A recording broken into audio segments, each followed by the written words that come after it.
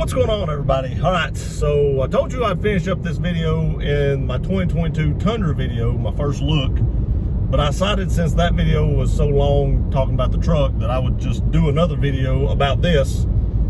So that video's intro was weird, and we're just gonna pick it up right here.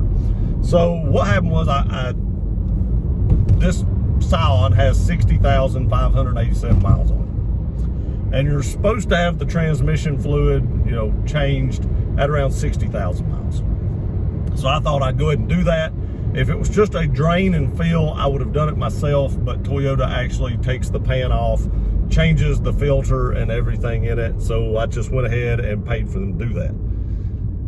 It was a little more than they quoted me. Not sure why that is. They quoted me $269.99. It wound up being like 400 and something. And I was like, wait a minute. That ain't right. But they did wind up knocking a little bit off that, like 60 some dollars. It wound up costing me like $345.99, which was still more than it should have been by like $65 or $70, because you had to add tax on the $269.99. But it was like $139.58 for labor and $161.04 for parts. And then shop supplies were $15.35, and then sales tax was $30.02. Again, they actually do drop the pan and change that. I'm not saying I couldn't have done that, but that is just one thing, like I said in the other video, that I didn't want to do. So I just went ahead and paid them to do it. Again, it was a little more expensive than they quoted me. Don't know what happened there. The lady at the checkout didn't know what happened there either, but she did try to make it as right as she possibly could, and I appreciate her doing that. Now, I also bought another quart of power steering fluid, and I bought a quart of, or a gallon, of antifreeze. And the reason I do that is, anytime I go on vacation or go on long trips, and this will probably be taken on a few long trips because it gets way better gas mileage than my Tundra does. So I'll probably be driving this on any trips I take.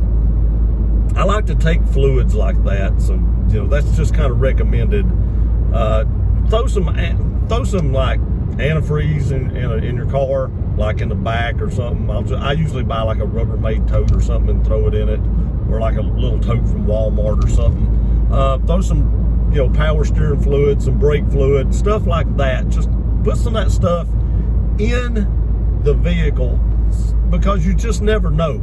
I mean, if something happens and your car starts overheating or something like that, you get a small leak in your radiator, you can possibly add, this gallon of antifreeze and limp it along down the interstate to an off-ramp where they have a shop that you can work on it or fix it, or they can get it fixed. So it's always good to have fluids and a few tools in your car when you go on a trip. Now, one thing they did do at this dealership up here in Johnson City that I liked, and I don't know when they started doing this because they've never done it before that I know of, they sent me a video.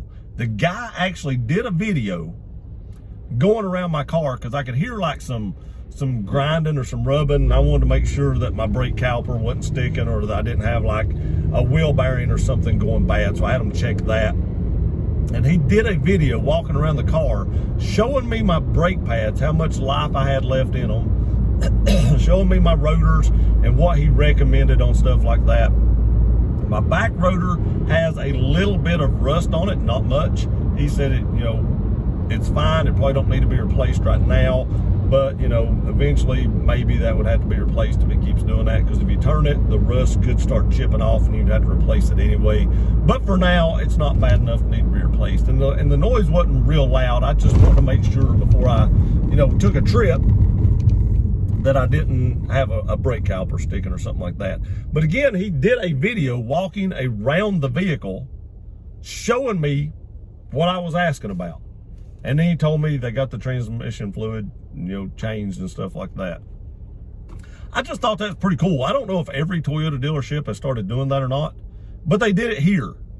Again, it was a little more expensive than what they quoted, but again, they also tried to make it as right as they possibly could. I guess the lady didn't know what they had quoted me for $269.99, but she got it down to like $340 something, $345.99. That's tax and all. That was tax and all out the door.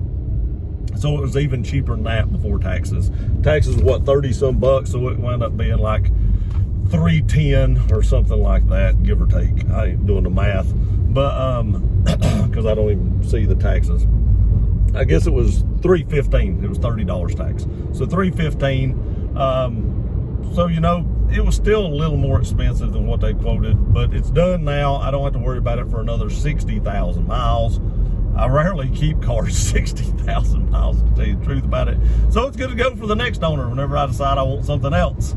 I hope that's not for a while. I hope I keep this thing for a long time, but knowing me, I own 48 cars and it probably won't happen. But we're up on our maintenance right now. And the bill for the antifreeze, again, I bought a gallon of 50/50 diluted antifreeze and a quart of transmission fluid, was $37.86. I think the transmission fluid was like $9 and something, and the antifreeze was like $25. But it's actually Toyota stuff, and I really like to do, you know, Toyota fluids when possible for stuff like that. So I did buy those things. If you have any questions about this, I was kind of surprised that the transmission fluid should have been changed at 60,000 miles, because a lot of vehicles recommend like 80 to 100,000 miles, but that's what Toyota recommended, so I went ahead and did it. But if you have any questions, leave them in the comment section below. I appreciate y'all watching this video. Please like, share, and subscribe. Love you guys. See you next time.